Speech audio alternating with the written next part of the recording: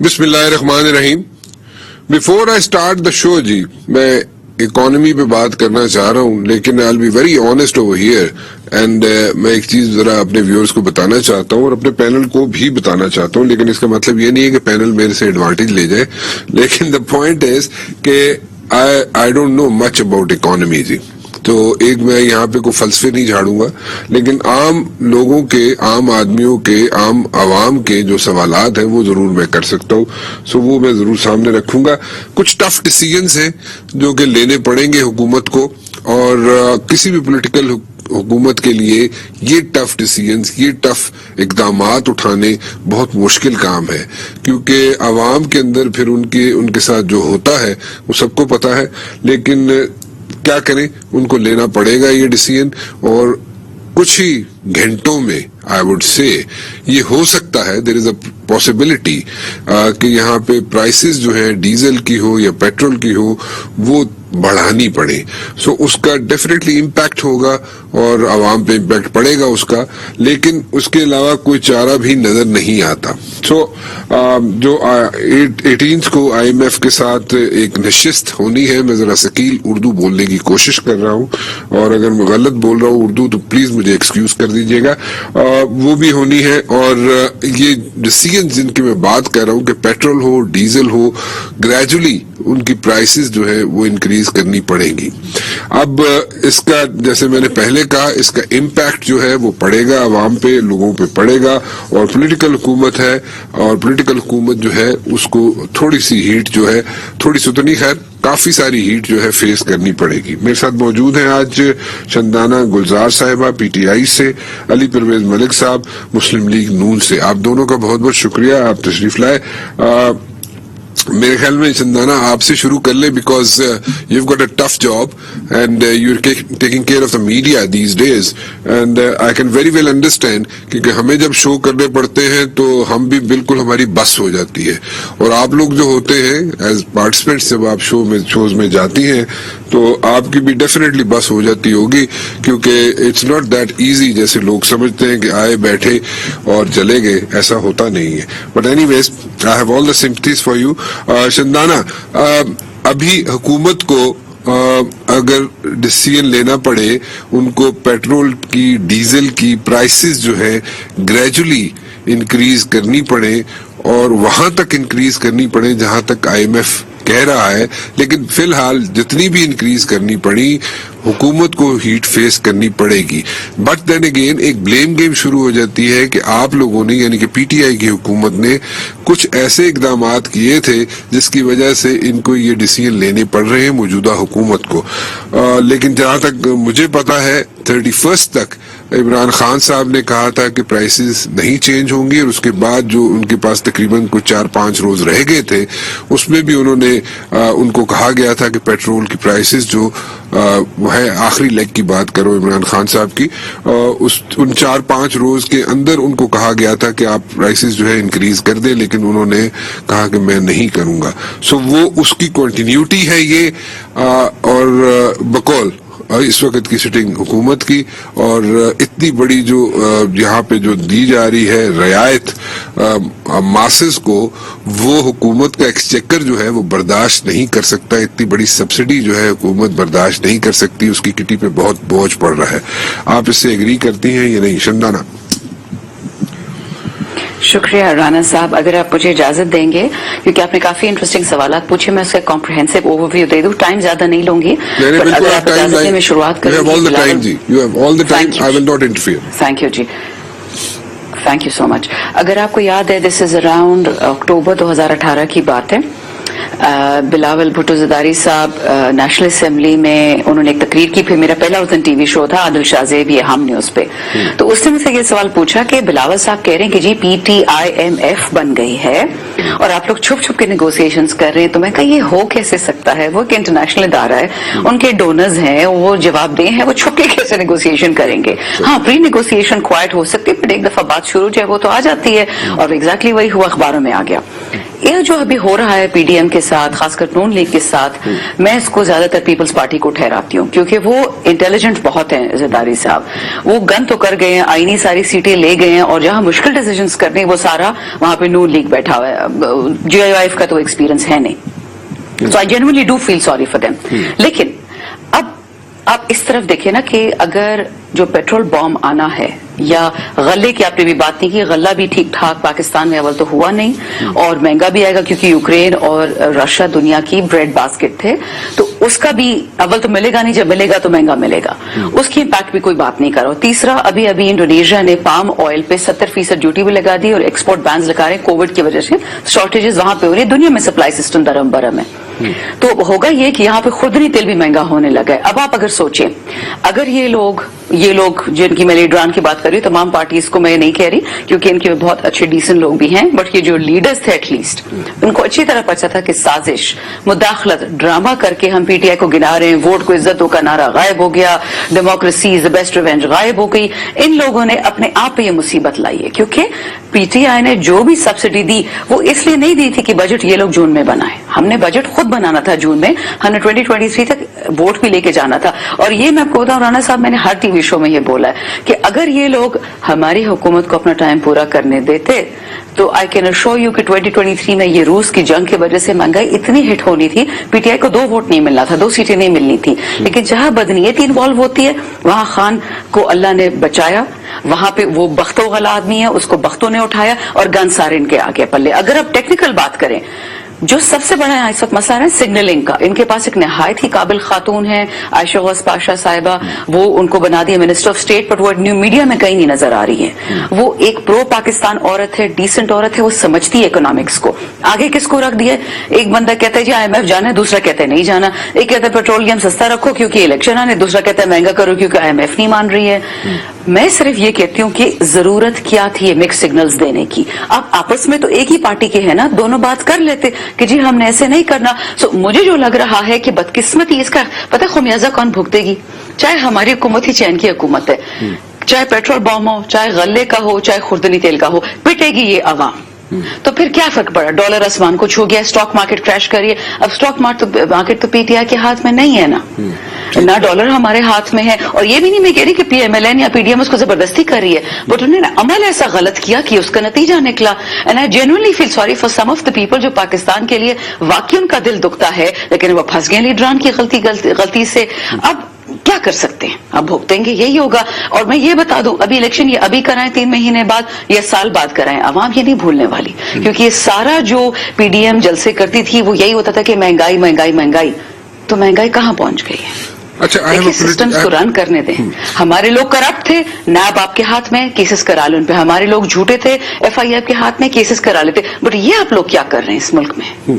اچھا، I have a political question for you. My political question is کہ دیکھیں political government ہے نا، جیسے بھی ہے ٹھیک ہے، آپ نے صحیح کہا کہ جتنی کانسٹیٹیوشنل پوسٹ ہیں اس میں زرداری صاحب نے آئے کیا ہوا ہے اور اسی پہ کانسنٹریٹ بھی کر رہے ہیں اور وہی وہ لینا اٹھانا بھی وہی چاہتے ہیں، ادر دین دس بلاول بھٹو زرداری صاحب والی جو سیٹ ہے اس کے علاوہ. سو باقی ساری باتیں ہمیں بھی سمجھ آ رہی ہیں کہ ہیٹ جو ہے وہ مسلم لیگ نون فیس کر رہی ہے اور اس کے علاوہ جو 7 پارٹیز ہیں وہ فیس کر رہی ہیں. But then again Peoples Party is having a ball of a time, اس میں کوئی شک نہیں ہے، ٹھیک ہے. بٹ دا پوائنٹ از ان کے پاس ہے، فنڈز ان کے پاس ہیں. Exactly you are absolutely right. But the point is کہ بالکل ٹھیک کہا آپ نے کہ دا ماسز آر گونا سفر. ماسز جب سفر کریں گے تو اس کا امپیکٹ پڑے گا نون لیگ پہ اور باقی جماعتوں پر بھی، ٹھیک ہے. اور اسی لیے آصف زرداری صاحب ہو، پیپلز پارٹی ہو، وہ بیٹھ کے آرام سے بیٹھ کے تماشا دیکھ رہے ہیں کہ لیٹ دیز گائز سفر. اور یہ جب الیکشنز آئیں گے تو اس میں بھی سفر کریں گے یہ لوگ. بٹ مائی کوشچن از کہ جب الیکشن میں جائیں گے یہ لوگ، this is a political question, nothing to do with economy, جب الیکشن میں جائیں گے یہ لوگ سارے پی ڈی ایم والے تو پھر ایک دوسرے کے خلاف بھی لڑیں گے. ٹھیک ہے، چلے 20 سیٹوں پہ آپ ایڈجسٹمنٹ کر لیں گے، پیپلز پارٹی والے 40 پہ ایم پی ایس کی سیٹوں پہ ایڈجسٹمنٹ کر لیں گے، واٹ ایور. لیکن جب جائیں گے تو اس وقت لوگوں کو کیا دیں گے؟ What will they sell to the people کہ جناب یہ ہم کرنے یہ کیا تھا اور اب ہم ووٹ لینے آئے. اس پہ وہ کیا سچویشن ہوگی when they'll be asking for votes؟ دیکھیے میں تو پچھلے 4 ہفتوں کو یہ آپ کو کہہ سکتی ہوں کہ جو خان صاحب پہ کوئی کیچڑ پھینکا گیا ہے وہ سٹک نہیں کیا. پہلے وہ کیا ہے وہ فرد گجر صاحبہ جو کسی پی ایم ایل این کے MP کی بہو ہے, پہلے وہ سارا ڈرامہ کیا ہم نے خود. فواد چودھری نے ایک فنی بات کی, میں وہ ریپیٹ نہیں کر سکتی, بٹ کہا کہ ہمارے مطلب چاچا کی بیٹی نہیں ہے, جو کرنے کر لے ان کے ساتھ. اچھا پھر انہوں نے کوشش کی کہ جی کہیں کہ شاہ خانہ, پھر ہم نے بولا ٹھیک ہے سارا ریکارڈ نکالے, اگر خان نے چوری کی ہے, جھوٹ کیا ہے, پچھلے 70 سال کا, 17 سال کا, 20 کا, آپ اپنا ٹائم فریم پک کر لیں, 10 سال کا نکال دیں, کس نے کیا کیا, مسئلہ ہی ختم, وہ بھی پیچھے ہٹ گئے. اچھا جو ہمارا کیس سننا تھا فورن فنڈنگ والا, کاش وہ تینوں پارٹیوں کا اکٹھا سن لیں تو پھر بھی مسئلہ حل ہو جاتا ہے, وہ بھی نہیں چلا. پھر اب یہ چوتھی بات کی جی یہ غدار ہے, انسائٹمنٹ کر رہے ہیں. بھائی انسائٹمنٹ کون کر رہا ہے؟ آپ کے خود منسٹرز ایسی اسٹیٹمنٹس دے رہے ہیں کہ انسان کا خون کھول ہوتا ہے. ادھر عابد شیر علی کے لوگ پکڑے گئے سعودی میں, یہ سارا کرتے ہوئے ہلڑ بازی جو مدینہ میں کی گئی ان کے خلاف, مریم اورنگزیب اور بگٹی کے خلاف, شاہزین بگٹی کے خلاف, وہ بھی ان کے بندے نکلے. اچھا یہاں پہ عابد شیر علی صاحب کے والد اسٹیٹمنٹ دیتے ہیں کہ جی یہ تو قاتل ہے رانا ثناء اللہ, اس نے تو 18 لوگ یا 14 لوگ مارے ہوئے. پی ٹی آئی کو تو سب کچھ کرنے کی ضرورت ہی نہیں, ہم تو چپ چاپ ہے, ہم اپنے جلسوں پہ نکل رہے ہیں, ہم صرف اپنا وہ بتا رہے ہیں کہ جو ہماری سوچ ہے. اور یہ لوگ معذرت کے ساتھ جو اچھے لوگ بھی ہیں نا, پیپلز پارٹی میں, نون لیگ میں, یہ جماعت اسلامی, وہ بھی مار کھا رہے ہیں کیونکہ ان کے لیڈرز کو ایک ہی وہ بغض عمران تھا نا کہ اس کو تو ہٹاؤ پھر دیکھی جائے گی. 3.5 سال سے اس اسمبلی میں آپ بیٹھے ہوئے تھے, مارز میں تو نہیں تھے, مریخ پہ تو نہیں تھے, آپ بنا لیتے جو ہماری غلطیاں تھی اس کا خمیازہ پہلے سے پلان بناتے. اور میں تو ہر ٹی وی شو میں یہ کہتی تھی کہ علی جیسے قابل لوگ بیٹھے, ان کو شیڈو منسٹر بناتے, یہ 1 سیکنڈ میں جم کر کے ہماری غلطیاں ٹھیک کر دیتے. وہ بھی نہیں کیا کیونکہ انسیکیورٹی ہے ایٹ دا ٹاپ کہ جو انہیں کو لے کے آنا ہے جو ہمیشہ اس ملک کو خراب کرتے ہیں. ینگسٹرز کو چانس دو. تو مجھ سے بھی کل مالک صاحب نے پوچھا کہ میم آپ کی حکومت میں تو یہ سارے ایڈوائزر تھے, رزاق داؤد اور پتری بابر, ندیم بابر اور فردوس عاشق اوان, تو میں کہا سر جی مجھ سے خان صاحب پوچھتے نا تو اپنے آپ کو منسٹر لگوا لیتی. مسئلہ تمام پارٹیوں کا یہ ہے کہ یہ لوگ یوتھ کو چانس نہیں دیتے ہیں, بچوں کو پیچھے کر دیتے کیونکہ ان کو ہم بچے لگتے ہیں, ہم 50 سال کے ہونے والے ہیں. سو اینی ویز اللہ مالک اس ملک کا میں تو دعا ہی کر سکتی ہوں. اور میں پی ڈی ایم سے میرے پولیٹیکل بہت اختلافات ہوتے ہیں, بٹ پاکستان سے تو میرا کوئی اختلاف نہیں ہے. دعا کرتی ہوں کہ حالات ٹھیک ہو جائیں. لیکن آپ علی پرویز کو ضرور مروائیں گی کیونکہ آپ نے کہا ان جیسے لوگ شیڈو منسٹر ہونے چاہیے تھے. ٹھیک ہے, آپ ان کی پارٹی میں ان کی ہونے چاہیے تھے, میں تو پہلے بھی کہا ہے ان کی پوزیشن آپ کمپرومائز کروا دیں. آپ ان کی, مجھے نہیں لگتا کہ آپ نہیں Ali is an asset for Pakistan. He is an asset for Pakistan. کرتی رہی ہوں. خرم صاحب میرے منسٹر تھے. نہیں رانا صاحب سن لیں, خرم دستگیر صاحب کامرس منسٹر تھے, میں ان کے لیگل ایڈوائزر تھی. میں نے آج تک ان کی برائی ٹی وی پہ نہیں کی. مجھے ٹھیک ٹھاک اس پہ ڈانٹ بھی پڑتی تھی, بلکہ اس دن تو میں اور خرم صاحب ٹی وی پہ لڑے بھی, بٹ میں جھوٹ کیوں کہوں. ان کو ایک دن کیا نام ہے ان کا یہ فائنانس منسٹر اسحاق ڈار ان کو کام نہیں کرنے دیتا تھا. یہ ایک حب الوطن کامرس منسٹر تھا. تو میں کیوں جھوٹ کہوں, میں تو ہمیشہ سچ بولا ہے. اوکے, ایک بریک کی طرف جانا ہے, کمپلشن ہے. واپس آتا ہوں اور پروگرام کا سلسلہ یہیں سے شروع کریں گے ایک چھوٹی سی بریک کے بعد. Welcome back. جی علی پرویز ملک صاحب, اوور ٹو یو. آپ کی situation, this is on the lighter side. ویسے علی پرویز ملک صاحب, آپ کی پوزیشن تو کمپرومائز ہو گئی ہے, آپ کی ایک سچویشن بن چکی ہے آپ کے لیے, but then again the question is کہ ابھی آپ کو پیسے یعنی کہ قیمت بڑھانی پڑے گی ڈیزل کی بھی اور پیٹرول کی بھی, اور وہ ایک کسی بھی پولیٹیکل گورنمنٹ کے لیے ایک بہت بڑی سچویشن ہوتی ہے, ایشو ہوتی ہے, بن جاتا ہے. Are you ready to face that heat جی؟ بسم اللہ الرحمن الرحیم. بہت شکریہ رانا صاحب, آپ نے مجھے اپنے پروگرام میں موقع دیا. دیکھیں آپ جتنی مرضی کوشش کر لیں, شندانہ کی میں دل سے عزت کرتا ہوں, میری دوست ہیں, آپ ہماری آپس میں لڑائی نہیں کروا سکتے. پر جس چیز کے اوپر میں احتجاج کرنا چاہتا ہوں وہ یہ ہے کہ آپ نے یہ کہہ کر کہ شندانہ کی بہت مشکل ٹاسک ہے کہ اس نے ٹی وی کے اوپر آ کے پارٹی کو ڈیفینڈ کرنا ہوتا ہے, اور آپ نے یہ موقع اس کو دے دیا. حالانکہ آپ بخوبی جانتے ہیں کہ اس وقت پاکستان مسلم لیگ نواز جس قسم کا گند پچھلی حکومت کا چھوڑا ہوا صاف کرنے کے لیے میدان کے اندر ہے, اس سے زیادہ میرے خیال سے مشکل اسائنمنٹ کسی کے پاس نہیں ہے. تو یہ اس چیز سے آغاز کرتے. Now I will come to your question and آپ کی جو کامنٹری آپ معیشت کے اوپر کری تھی اور چند باتیں جو شندانہ نے کی. دیکھیں جذباتی تقریریں کرنے سے ہمارے حالات نہیں بدلیں گے, ہمیں بحیثیت قوم کام کرنا پڑے گا, کارکردگی دکھائیں گے تو یقیناً ہمارے حالات بدلنا شروع ہو جائیں گے, جس طرح سے آپ نے باقی کے ممالک کے اندر دیکھا. اور ایک چیز اور رانا صاحب یہاں پہ اپنے ذہن میں رکھ لیجئے گا کہ جو آج کی بدحالی ہے اس کے اندر ایک میجر اس بدحالی کا حصہ جو ہے، اس کی وجہ جو ہے وہ ہماری جو ابھی حکومت جو اختتام ہوئی ہے اس کے اوپر اس کی ذمہ داری آتی ہے۔ اب میں آپ سے گزارش یہ کروں گا کہ آپ مجھے یہ بتا دیں کہ عمران خان صاحب کو کون سا ایک معیار تھا جس کے اوپر کہتے تھے کہ معیشت کو بھانپنا چاہیے؟ کیا وہ ہمیں یہ نہیں بتاتے تھے کہ کرنٹ اکاؤنٹ ڈیفیسٹ اگر کسی ملک کا ہو تو وہ اس کی ڈیپینڈنس ڈونر ایجنسیز کے اوپر بہت زیادہ ہو جاتی ہے، اور کیونکہ اس کو پھر باہر سے جا کے ڈالر ریزروز لے کے آنے ہوتے ہیں تو وہ ان کے ایجنڈے کے اوپر ان کا ایجنڈا ریزسٹ نہیں کر سکتا۔ تو ایک سیکنڈ کے لیے چندانا سے ان کی باری میں یہ پوچھیے گا کہ جب ووٹ آف نو کانفیڈنس تو اپریل میں کامیاب ہوا نا، اس سے پہلے جو 9 مہینے ہمارے فائنینشیل ایئر کے گزرے تھے جو اختتام ہوئے مارچ کے اندر، کیا اس کے اندر عمران خان صاحب $13 بلین کا کرنٹ اکاؤنٹ ڈیفیسٹ نہیں کر چکے ہوئے تھے؟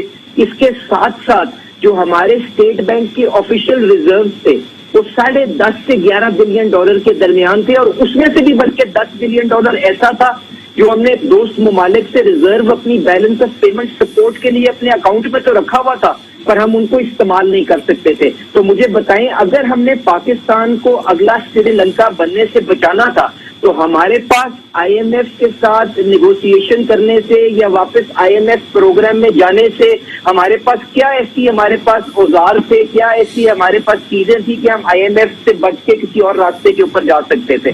جبکہ یہ بھی جانتی ہیں کہ سعودی عربیہ تک جیسے ہمارے دوست ممالک نے بھی جو ہمیں ڈپازٹ دیا ہوا ہے اس کے اوپر یہ شرائط لکھی ہوئی ہیں کہ اگر آئی ایم ایف کا پروگرام آپ کے پاس نہیں ہوگا تو ہم آپ سے یہ پیسہ وڈرا کر لیں گے۔ تو اگر کسی بھی حکومت کی، کیا رانا صاحب اولین ذمہ داری یہ نہیں ہونی چاہیے کہ ہم یہاں پہ خانہ جنگی سے اپنے آپ کو بچائیں، ہم اپنے آپ کو بینکرپسی سے بچائیں؟ تو مجھے بتائیں اس کے اندر ہم نے کہاں پہ کوئی نالائکی کی ہے، اور پچھلے 1 مہینے کے اندر اپنا پروگرام کو ترتیب دینے کے اندر ہم نے کہاں پہ کوئی کمزوری دکھائی ہے؟ اب آ جائیں آئی ایم ایف پروگرام کو ریوائو کرنے کی۔ ایک minute, I have a question. علی صاحب I have a بڑا چھوٹا سا ایک کوشچن ہے آپ کے لیے۔ آپ نے جو یہ قیمتیں اب بڑھانے نکلے ہیں آپ لوگ، سبسڈی آپ نے کہا پہلے روز سے آپ لوگ کہہ رہے تھے، پرائم منسٹر صاحب کہہ رہے تھے پہلے روز سے کہ سبسڈی جو ہے وہ ایکسچیکر جو ہے، گورنمنٹ کا ایکسچیکر جو ہے اس پہ بہت بڑا برڈن ہے۔ سو اگر یہ برڈن ہے اور تھا اور ابھی بھی ہے اور رہے گا اسی طرح سبسڈی جو ہے، جب تک آپ لوگ پوری شرائط جو ہے آئی ایم ایف کی وہ نہیں مان لیتے، تو آپ پہلے روز سے ہی، پہلے ہفتے سے ہی اگر یہ سبسڈی ختم کر دیتے، گریجولی کر دیتے جیسے ابھی کر رہے ہیں، تو آپ کے لیے آسانیاں نہ ہوتی بجائے اس کے کہ آپ نے 5-6 ہفتے انتظار کیا۔ رانا صاحب کاش ہم ایک آئیڈیل ورلڈ کے اندر رہتے ہوتے۔ گزارش یہ ہے کہ Pakistan just like any other country is a political economy. آپ کو یہاں پہ جو گراؤنڈ کے اوپر ریالٹیز ہوتی ہیں ان کو اکاؤنٹ فار کرنا پڑتا ہے۔ آپ مجھے بتائیں کہ کیا یہ پہلے تو میں آپ کے سوال پہ آؤں گا، I will connect both the چیزیں، تو آپ کو اس کا بھی یقیناً جواب مل جائے گا۔ پہلی بات تو یہ کہ ہمیں آئی ایم ایف پروگرام کیوں ریوائو کرنا ضروری ہے، میں نے آپ کو بتا دیا۔ دوسری بات آ جائیں کہ اب آئی ایم ایف ہمیں کہہ رہا تھا، وہ کہہ یہ رہا تھا کہ جو آپ کی جانے والی حکومت جس کو پتا تھا کہ وہ ووٹ آف نو کانفیڈنس ہارنے جا رہی ہے، وہ آپ کے ملک کے اندر اپنی چیپ پبلسٹی کے لیے وہ اس قسم کی بارودی سرنگیں لگا کے گئی ہے کہ اس کی کاسٹ جو ہے، اب now coming to the fuel subsidies جو آپ بات کر رہے ہیں، وہ تقریباً 100 ارب مہینے سے زیادہ کی ہے۔ اب اس کا جو سال کا پورا تخمینہ لگتا ہے رانا صاحب وہ تقریباً 1000 ارب سے زیادہ کا ہے۔ آپ کو یہ پتا ہے کہ پوری فیڈرل گورنمنٹ کو چلانے کا سالانہ خرچہ کتنا ہے؟ تقریباً 500 ارب۔ ایک تھوڑا سا رکیے گا علی صاحب، اب 2 چیزیں جو ہے نا the poles apart جو آپ کہہ رہے ہیں، ایک آپ کہہ رہے ہیں پولیٹیکل اکانومی ہوتی ہے، دوسری طرف آپ کہہ رہے ہیں جناب کے جو حکومت جو گئی ہے آئی ایم ایف، بقول آپ کے آئی ایم ایف آپ کو کہہ رہا ہے جناب کہ جب حکومت جا رہی تھی اور حکومت کو پتا تھا کہ نو کانفیڈنس ان کے خلاف ہو رہی ہے، تو انہوں نے آپ کے بقول آپ کے انہوں نے یہاں پہ ایک ٹریپ لے کر کے چلی گئی آپ کے لیے۔ جب پولیٹیکل اکانومی ہوتی ہے اور ٹریپ لے کر کے اگر چلی بھی گئی تھی حکومت، پریویس حکومت، تو آپ لوگ آتے ہی اس پہ جو بجائے اس کے کہ آپ 4-6 ہفتے انتظار کرتے، تو آپ نے بھی تو ڈیسیژن اس لیے نہیں لیا نا کہ پولیٹیکل امپیکٹ پڑنا تھا آپ پہ، ابھی بھی پڑے گا، تو اس وقت اگر کر لیتے تو ملک کے زیادہ بہتر ہوتا ہے یا نہیں ہوتا ملک میں بہتر؟ نہیں رانا صاحب پہلے پلیز انڈرسٹینڈ کہ یہ جو آئی ایم ایف کا اگریمنٹ ہے یہ ہم نے نہیں کیا۔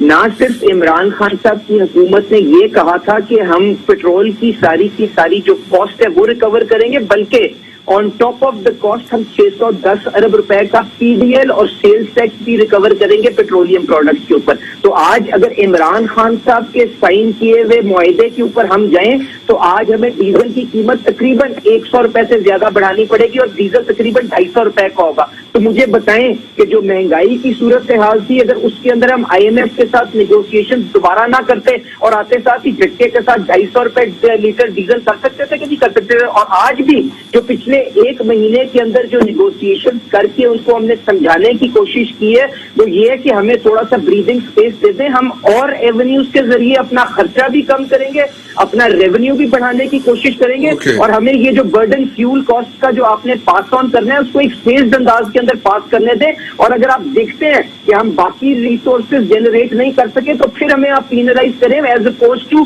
कि आप सारे का सारा ये बोझ जो है डे वन के ऊपर हमारे पे डाल दें। और राना साहब इसके साथ साथ एक बहुत बड़ी चीज जो बहैसियत एक कौम हमें तय करनी पड़ेगी and more so as a coalition government, क्योंकि आप जानते हैं जब आप कोलिशन के अंदर होते हैं तो आपको अपने इतिहादी भी साथ लेके चलना होता है। ये भी समझिएगा कि इस हुकूमत के पास शायद उस किस्म की रनवे मौजूद नहीं है कि ये उस किस्म के देरपा इस्लाहात कर सके जो इस मुल्क को दरकार है। तो हमें सबको कैरी करने के लिए इस चीज के ऊपर भी कंसेंसस करना है कि इमरान खान से तो हमने छुटकारा हासिल करवा लिया, अब ये भी तय करना है कि इस निजाम को कितनी देर चलाना है। तो जो मेरी जाती राय है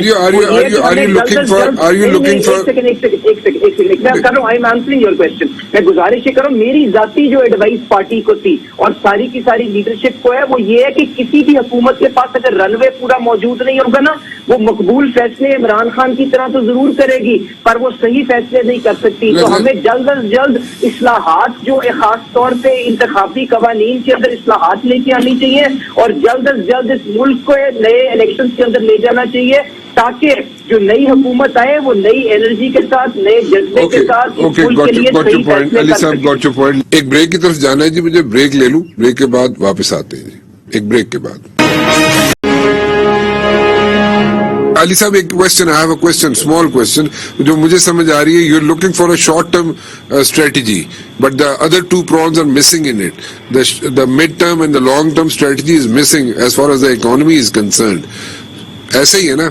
राना साहब आपको क्या सियासी पार्टियों की मजबूरियां होती हैं? जी जी मजबूरियां तो होती है ना जी, मजबूरियां ही तो मैं कह रहा हूँ ना, ये पॉलिटिकल जो मजबूरियां हैं इसमें सफर इसलिए पाकिस्तान कर रहा है, पाकिस्तान के अवाम कर रहे हैं। शंदाना एग्रीज टू, अगर एमएनएस की तनख्वाहें ले सकते हैं, अगर उनकी गाड़ियां एंजॉय कर सकते हैं, लॉजेस में बैठ सकते हैं, तो इनको चाहिए असेंबली में आके वो इस्लाहात करें जिसके थ्रू हम इलेक्शन को नॉन कॉन्ट्रोवर्शियल बना लें, फिर दोबारा कभी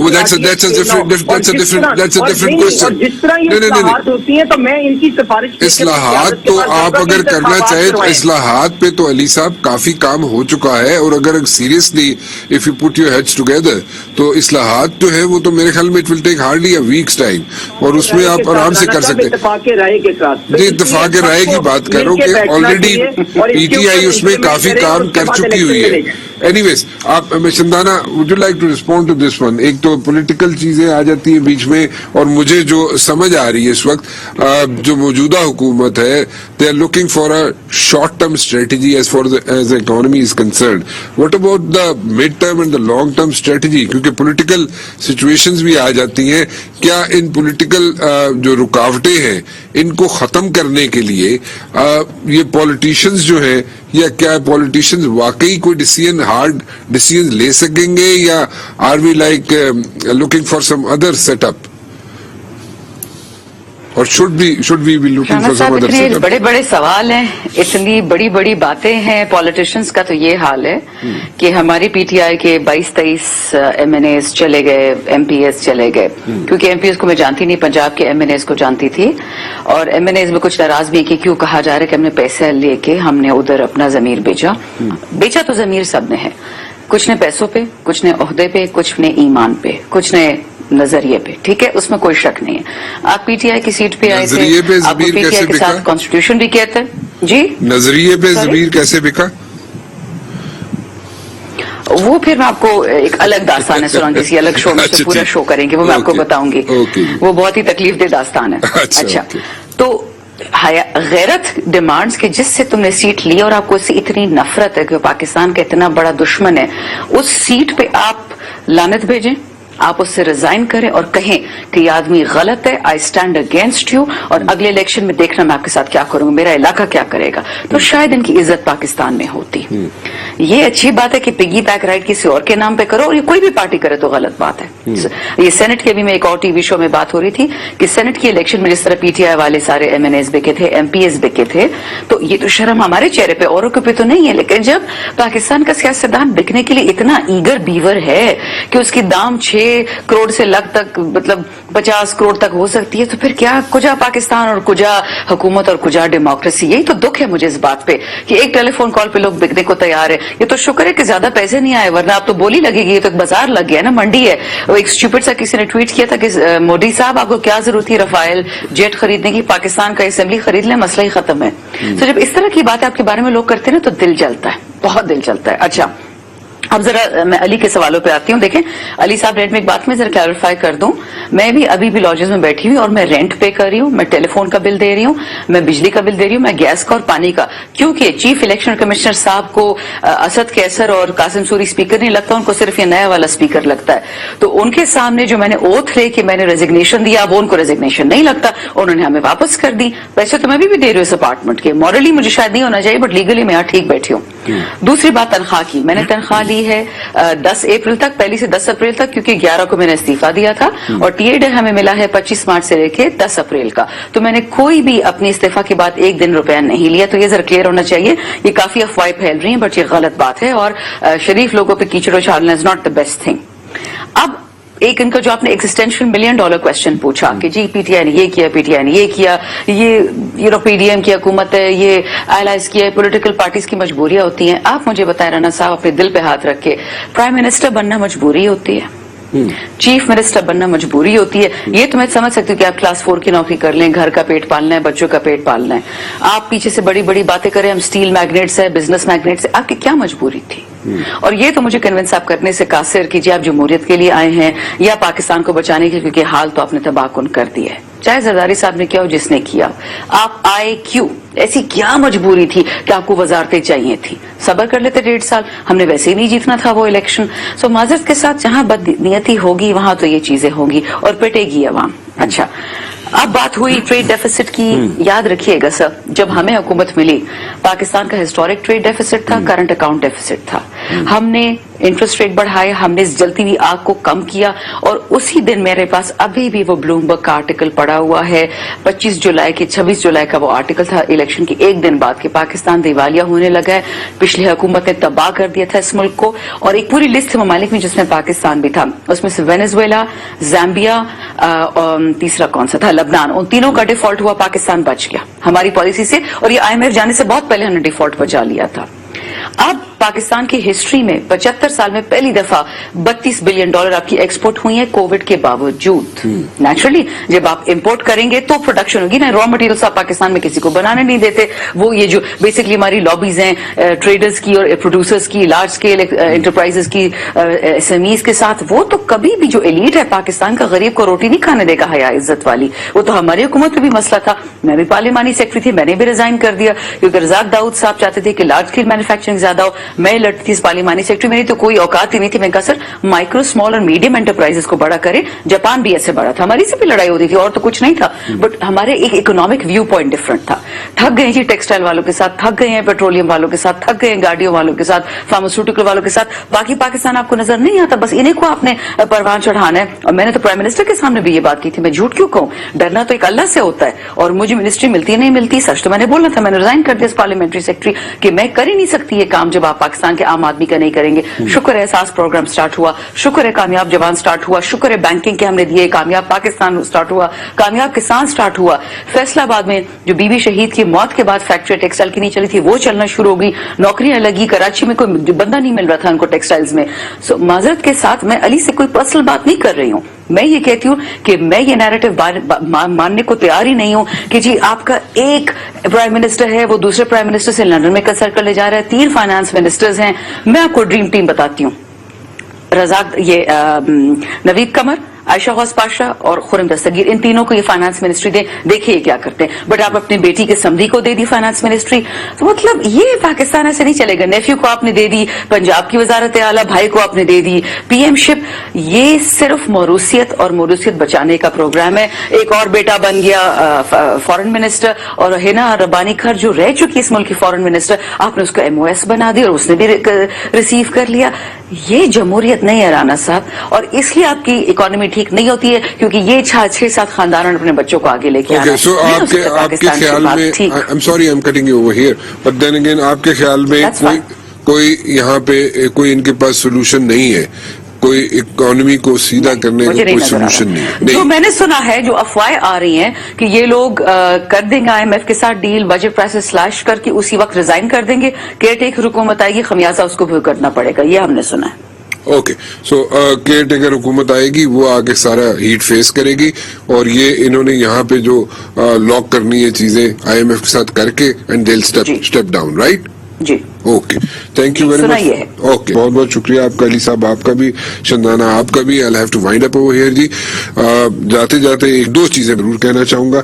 ایک تو یہ ہے کہ اگلے کچھ گھنٹوں میں پیٹرول اور ڈیزل کی پرائسز جو ہے حکومت کو تھوڑی سی بڑھانی پڑیں گی، اور یہ گریجولی پرائسز بڑھیں گی، کم نہیں ہو سکیں گی شاید، لیکن یہ بڑھتی ہی رہیں گی. لیکن فی الحال اگلے کچھ گھنٹوں میں ڈیزل اور پیٹرول کی پرائسز بڑھانی پڑیں گی، number 1. Number 2، there are possibilities اور پروبیبلٹیز کہ جناب حکومت جو ہے آئی ایم ایف کے ساتھ جو 18 کو ان کے جو نیگوسیشنز ہونے ہیں، وہ نیگوسیشنز کر کے چیزیں لاک کر کے، اور وہ پھر ہو سکتا ہے کہ ایک نئے الیکشنز کی طرف چلے جائیں، اور جو ہیٹ ہے، جو ریئل برن ہے وہ فیس کرے جناب آئندہ آنے والی کیئر ٹیکر سیٹ اپ. کیونکہ حکومت کیئر ٹیکر سیٹ اپ جو ہے آئی ایم ایف اس کے ساتھ کوئی چیزیں لاک نہیں کر سکتا، ان کے ساتھ بات چیت ضرور کر سکتا ہے کیئر ٹیکر سیٹ اپ کے ساتھ، لیکن چیزیں لاک نہیں کر سکتا. تو دس is a technicality over here. اس لیے میں سمجھتا یہ ہوں کہ کچھ نیگوسیشنز، کچھ چیزیں لاک کر کے آئی ایم ایف کے ساتھ موجودہ حکومت کیئر ٹیکر سیٹ اپ کی طرف جائے گی اور الیکشنز کی ڈیٹ دینا چاہے گی. فی الحال رانا مبشر کو اجازت دیجیے. اللہ حافظ.